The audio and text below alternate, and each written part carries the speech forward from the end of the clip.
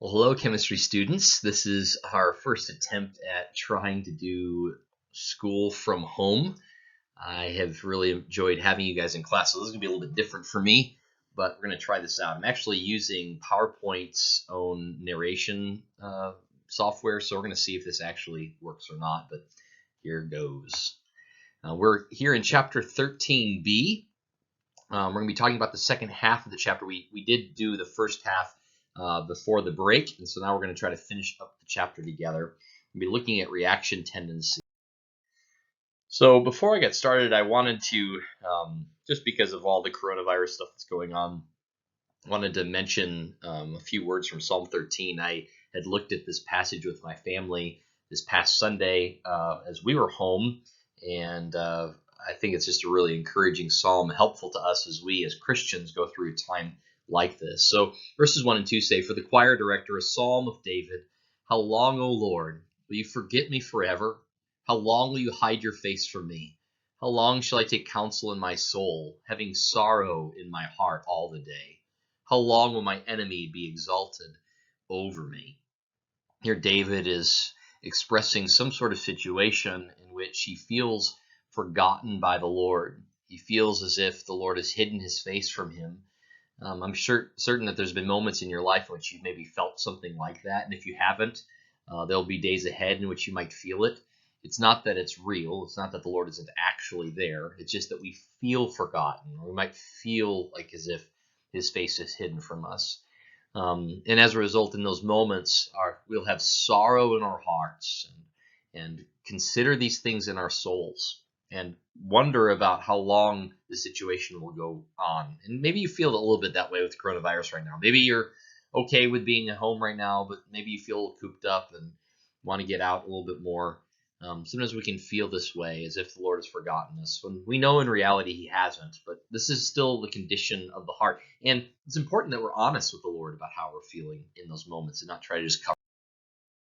Verses 3 and 4 say, "Consider and answer me, O Lord, my God, enlighten my eyes, or I will sleep the sleep of death. And my enemy will say, I will have overcome him, and my adversaries will rejoice when I am shaken." Notice here that David is doing the right thing in the midst of his condition. He's crying out to the Lord. He's asking the Lord to enlighten his eyes, give him new perspective on his trials and difficulties. And so he's doing the right thing. He's not ignoring how he's feeling. He's being real about it. And notice in verses 5 and 6, "But I have trusted in your loving kindness. My heart shall rejoice in your salvation. I will sing to the Lord because he has dealt bountifully with me." So here we see where his crying out to the Lord brings him. It's not that his immediate situation has changed at all. It's that he recognizes that it's the Lord's loving kindness that has seen him through all of his life up to this point. And so his heart rejoices in the Lord's salvation. And he's able even here to sing to the Lord because the Lord has been dealt bountifully with him. He remembers the Lord's blessings and the goodness of the Lord. And this causes him to have hope in the midst of the trial and difficulty that he's undergoing.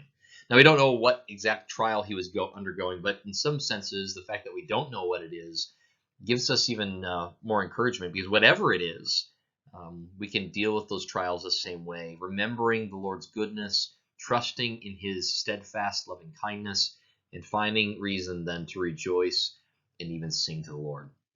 Well, I hope that you're singing right now because, we're about to jump into some chemistry. I can't imagine you not wanting to sing and rejoice unto the Lord for the knowledge that he's going to grant you through this time together. Well, let's remember that the breaking of bonds requires energy. And we saw these diagrams before. And so bonded atoms have a lower energy and are more stable. So breaking bonds requires energy. Forming bonds releases energy because it's going from a place of less stability to more stability. Now, an endothermic reaction is one in which strong bonds are broken, which means it requires energy to break those strong bonds, and weak bonds are formed, which releases little energy.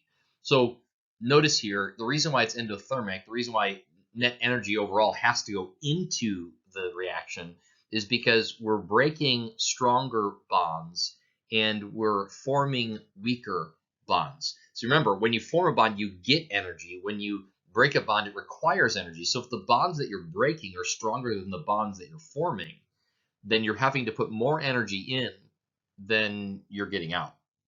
And thus, it's called an endothermic reaction. There's an increase in bond energy, and this energy usually comes from the surroundings. So there has to be an input of energy in order for this reaction to take place. Thus, it's called endothermic, because heat energy, in this case, energy is being added into the bonds from where it was before. And then if we had it on a chart, it would look something like this.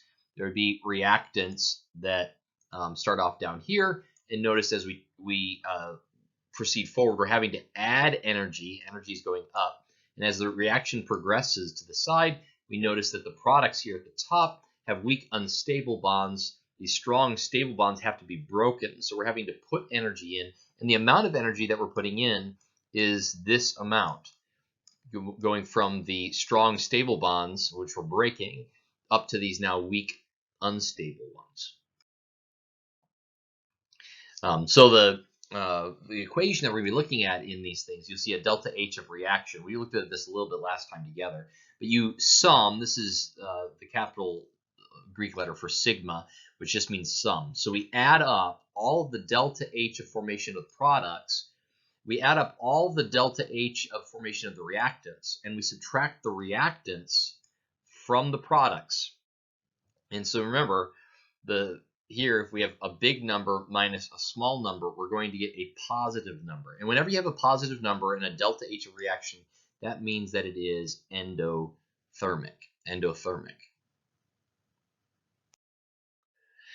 Now, an exothermic reaction is just the reverse. We're breaking weak bonds, which requires not nearly as much energy, and we're forming stable bonds, strong bonds, which releases a lot of energy. So in this case, there's a decrease in bond energy. So what happens with that energy? Where does it go? Well, it is released into the surroundings. Therefore, we call it exothermic. Heat is leaving the reaction. And this just looks like the reverse of our previous graph. We go from weak, unstable bonds to strong, stable ones. And notice that there's a downward curve here. The difference that we note in energy would be the amount of energy that's released into the surroundings. Excuse me, I have to mute my phone here. So the amount of energy that's released into the surroundings, which makes it an exothermic. So these are kind of both charts just being compared with one another. If anything moves from strong bonds to weak ones, we're going to get a positive number in delta H, which means it's an endothermic reaction. We're moving uphill. In this case, if we're moving downhill, that's an exothermic reaction, moving from weak bonds to strong ones. And in this case, energy is being released into the surroundings here. In this case, energy is having to be put in. So endothermic, just remember the word in, and exothermic, remember exit or out. Energy is exiting from the bonds into the surroundings. Now, that's all, remember, enthalpy, a measure of energy. We're now going to talk about a measure of randomness or disorder in a system. That's called entropy. So we have enthalpy is a measure of energy. Entropy is the measure of randomness or disorder in a system. Remember, with enthalpy, it was delta H was for enthalpy. Here for entropy, we have the capital letter S. Less order equals a higher S. So the higher the S number is means that it's more random. It's a measurement of randomness or disorder. So the bigger the S number, the larger the amount of disorder, therefore the larger amount of entropy. Now recall from our second law of thermodynamics, in all energy changes, the amount of usable energy increases. So if we were going to look at the difference even here between like a solid, which is being pictured here, and a liquid, which is being pictured here, and a gas, which is being pictured here, there is a decreasing order here or increasing randomness as we move from left to right. There's more and more randomness, which means that we're increasing entropy as we move from left to right. Now, how do we go about calculating the delta S? In other words, the change in entropy whenever a reaction takes place. We're going to do the exact same thing that we were doing for delta H, except the units are different. We're having joules per mole Kelvin, and elements, when they're in their elemental state, remember we saw the delta H's, the enthalpy numbers for like just elemental sulfur, for example, would just be 0. In this case, for entropy, it is not 0. If delta S is a positive thing, that means that through the reaction we're having a disorder increasing. We're getting increasing disorder, which means entropy is increasing. If we get a negative delta S, that means the disorder is decreasing. So things are becoming more and more organized as a result of the reaction. So let's look at a sample problem. Does the reaction NH3 gas plus HCl gas yielding NH4Cl solid produce an increase or decrease in entropy? So we have to ask the question, going from these two gases into a solid, are we increasing or decreasing in entropy? Well, we can figure this out by looking up the entropy numbers for each of these things in your book. So if you look at page 352 and 353 in your book, you will find again the same. We looked at this page for the delta H's. You can now look for the S numbers here and look up each one of these. So if you look up NH3, which if I'm looking in the chart here, it's the very top row on the fourth column all the way over to the right. When I look under the S column, I get 192.8, which is exactly what I'm showing here in the PowerPoint slide. HCl, if you look that one up, you'll find 186.9. And for NH4Cl, you'll see 94.6. So now what we do is we sum the products and we subtract off the reactants. So again, the products, we had 1 mole, remember from the coefficients on the original equation, it was just 111. So here we have 1 mole times the 94.6, and then we subtract off, note here the brackets here, you have to add these both together before you subtract it, or you have to distribute this negative into both of these numbers, this one and this one. But either way, either add these together and subtract from this, or subtract each one of these, distribute the negative into both of these. But when you do the math there, notice the mole here, we would get 94.6 minus 379.7, we get a negative 285.1 joules per Kelvin. Since that value is negative, the amount of entropy has decreased. The product, a solid, this even makes sense to us, right, is more ordered than the reactants, which are 2 gases. So we're moving from 2 gases into a solid through this chemical reaction. So it's going from more disorder and randomness into less disorder, less randomness, or more order. Therefore, the delta S, the change in entropy, remember delta just means change in, that triangle is a capital delta letter in Greek, just means change in entropy, is a negative number. Therefore, there's less disorder. So it's more ordered, more organized, as you would expect a solid would. If the entropy of a system increases, its order, I'll give you a moment to think, its order should do what? If the entropy of a system increases, if entropy is a measure of disorder, then if it increases, its order must decrease. Note here, disorder increases, therefore order decreases. So let's look at this question together. We are asked to find the delta S for 2 silver chloride yielding 2 silver plus chlorine gas. So we're going to look at each of these up on the chart that we find on pages 352 and 353. Silver chloride is like the third one down in the very first column, and the number that I get for that is 96.3. So that's silver chloride. If I look up silver, I get 42.6. And for chlorine, find that in the column over, it's 165.2. All right, so those are our 3 values. Now note that silver chloride, we have 2 of those. We have 2 of the silvers and only 1 of this. So we're going to take the sum of the products, subtract the sum of the reactants. So these are the products. This side is the product side. So we're going to take 2 times 42, which is what, roughly 84, 85, the 0.6 being doubled, so 85.2 or something like that. And then we add that to 165, and we get 85 plus 165 is like 170, 250. And then we're going to subtract from that 2 times this, which is around, 2 times this would be like 180 plus another like 100, 192, something like that.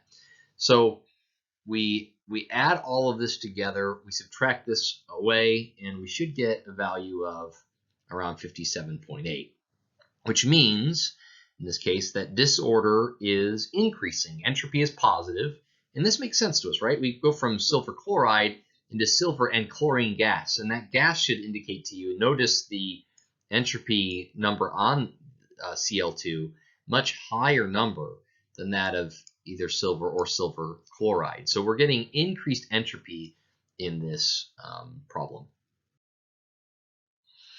Now what about this one? Find the delta S for Cr2O3 plus 3Ba yielding 3BaO plus 2Cr. Note here, they're telling us what the S is for BaO, possibly because you won't find it on the chart that we have on 352. I think that's exactly the reason why. But let's find the other guys together. So Cr2O3, I find that one to be 81.2. Ba, for that guy, it looks like he's 62.5. And then BaO we were given right here. And then Cr by itself, we find as 23.8. You guys got to forgive my mouse drawings here. Anyway, so we take again this side first, and we subtract off this side. We take the products, and we subtract off the reactants. So the products we have, remember, and you can't forget these coefficients. So it's 3 times this 70, which would be what, about 210. 2 times this 23, which would be around 46. We're just doing some approximates here. So we add that together, we get to 256 for this side. And then we're going to subtract off the addition of these two guys over here.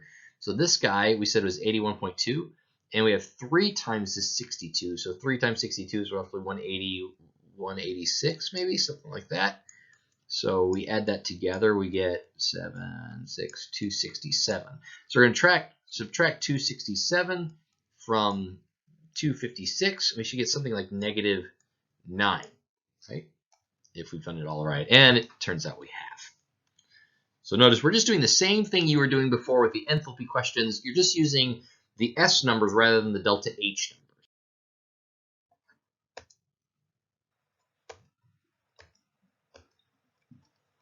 And this is just explaining the ones that just don't make sense at all. You might have been able to guess at what these were, but in the end, you can see if you switched the product and reactants subtraction adding, you'll get the flip-flop of it. That's what each of those are.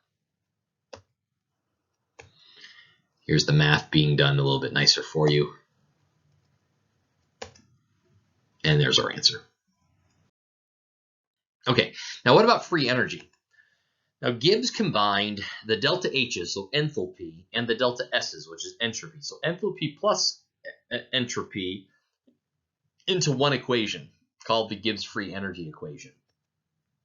And his equation goes like this. Delta G equals delta H minus T times delta S.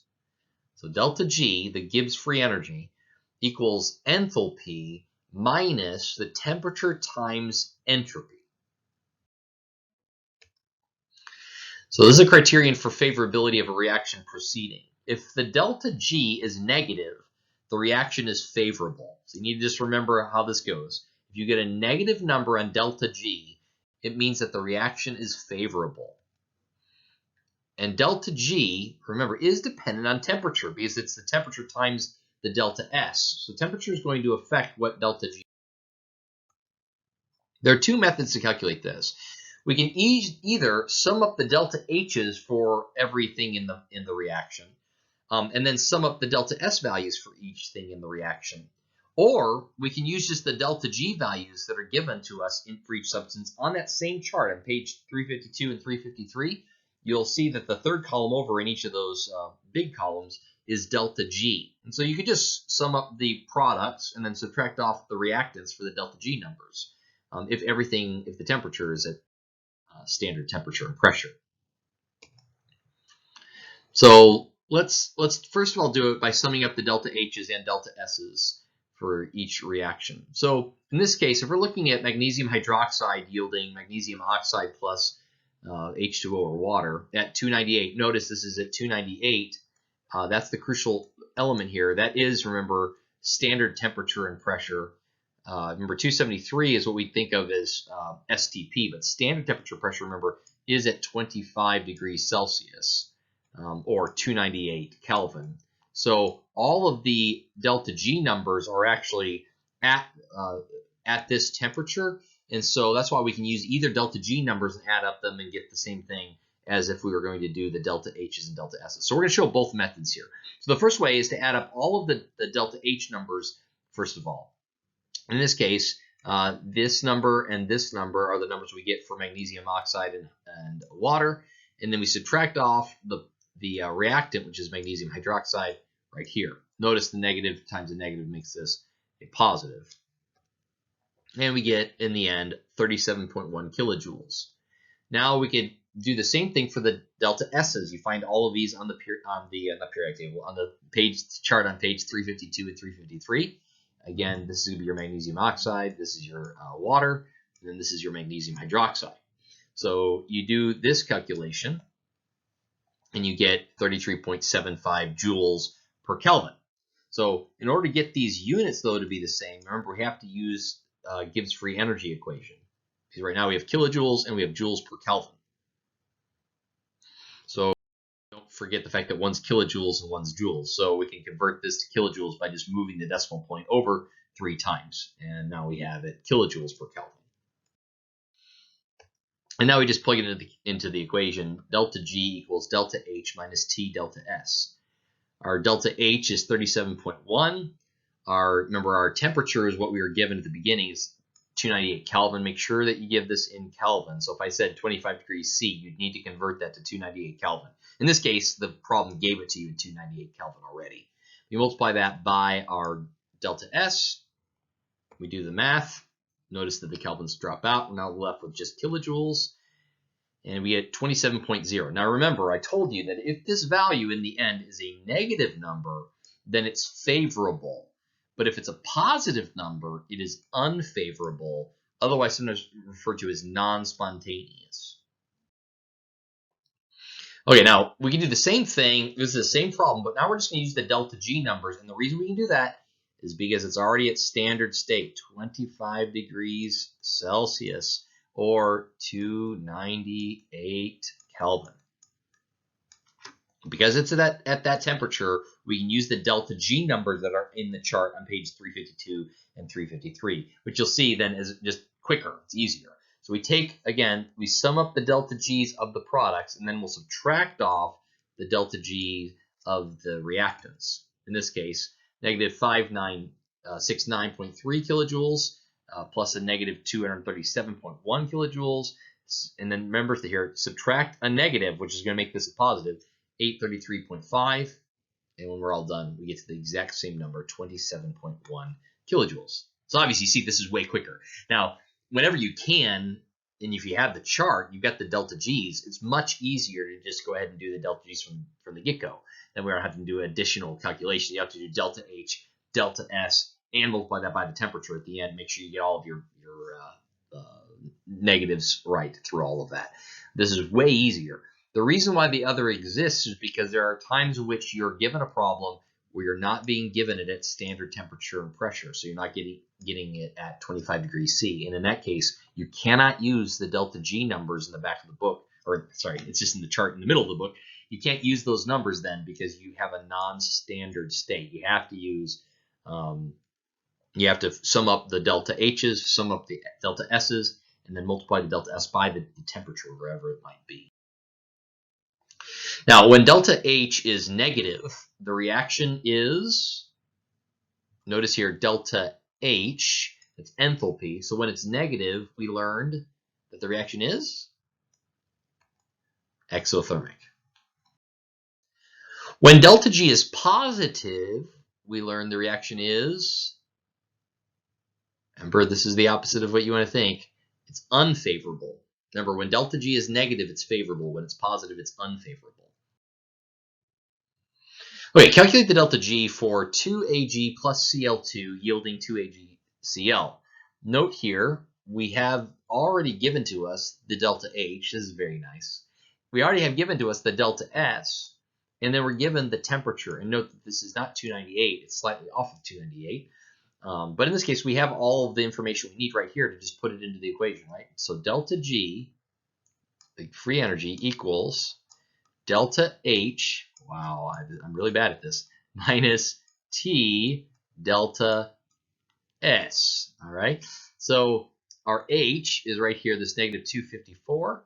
We're going to then subtract from that. Now remember, this is in joules, so you might want to do this even right now. Move the decimal point 3 places over. 1, 2, 3. Add a 0, and then you have a decimal point right here. So you'd multiply this 0.0578 times 300 in the equation. When you do that math, you should get to negative 237 kilojoules. And just to show you it, here's the actual math, negative 254 minus 300. Remember, this is in joules, so either you're going to change that unit right now, which I'm doing here, to kilojoules, or you can do it after you do this multiplication, but just don't forget to do it.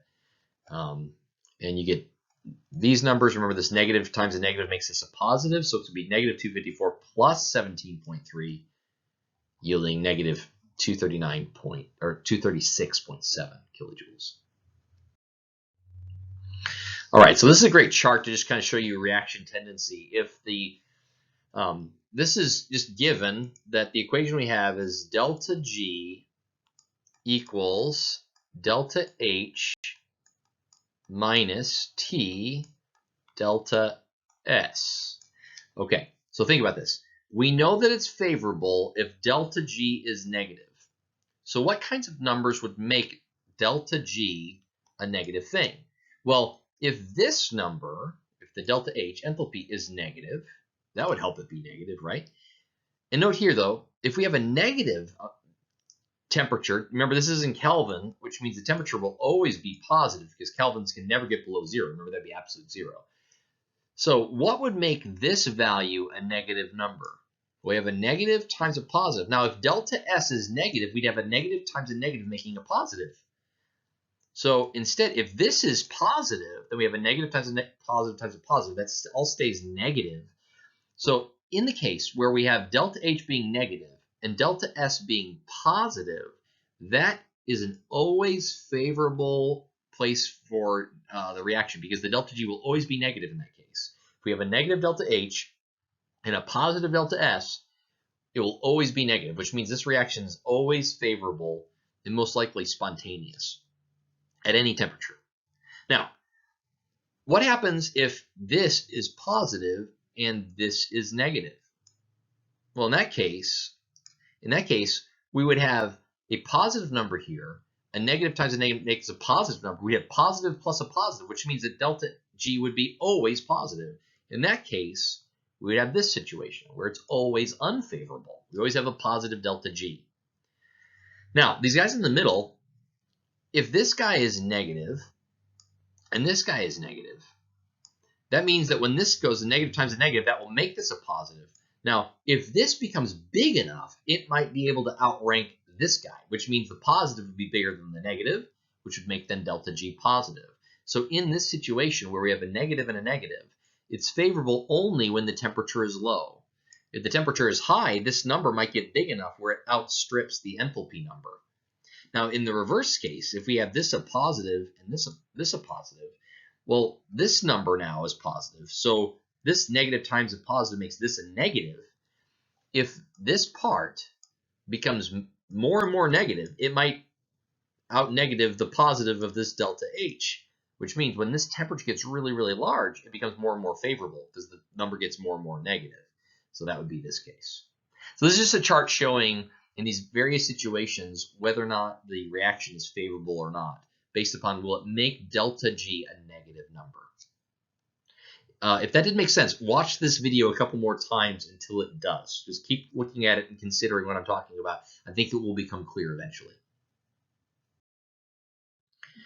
All right, so this is just each of those cases being drawn out in a separate slide. So case 1, decrease in enthalpy, increase in entropy. So we have a negative delta H and a positive delta S. Exothermic reactions that increase entropy are always favorable. They release energy, they increase entropy. Delta G is always negative. This is the situation where it's always a favorable reaction. Case 2, where we have a negative enthalpy and a negative entropy. So in this case, negative enthalpy means it's exothermic, but in this case, it's actually increasing in order. So it may not be favorable. Temperature becomes critical here. It's only negative at low temperatures. So at low temperatures, this is a favorable reaction.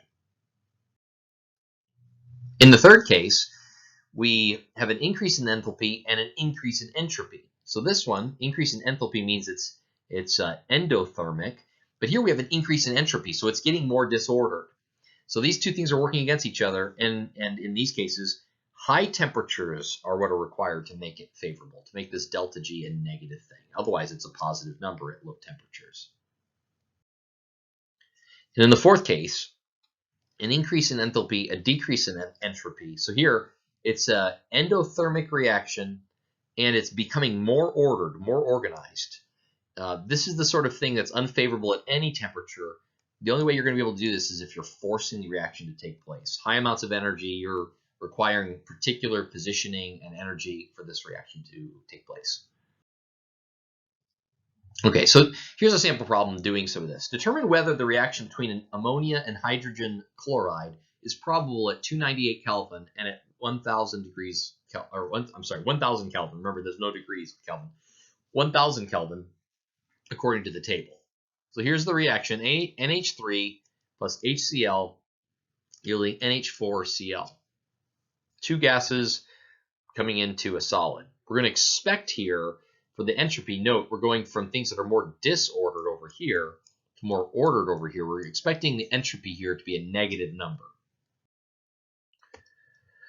All right, so we're going to figure out what the delta H and the delta S are, and then we're going to use our equation delta G equals delta H minus T delta S to solve for the Gibbs free energy in both of these cases. So we work out the delta H number as being negative 176.2. We work out the delta S number. Again, we're just looking at the values on page 352 and 353 to get these numbers.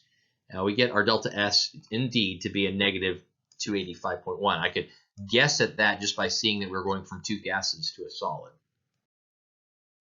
To find the delta G at 298, we just plug in the appropriate values into the free energy equation, remembering to convert the units from delta S from joules per Kelvin to kilojoules per Kelvin. This should be a capital K here, not a lowercase.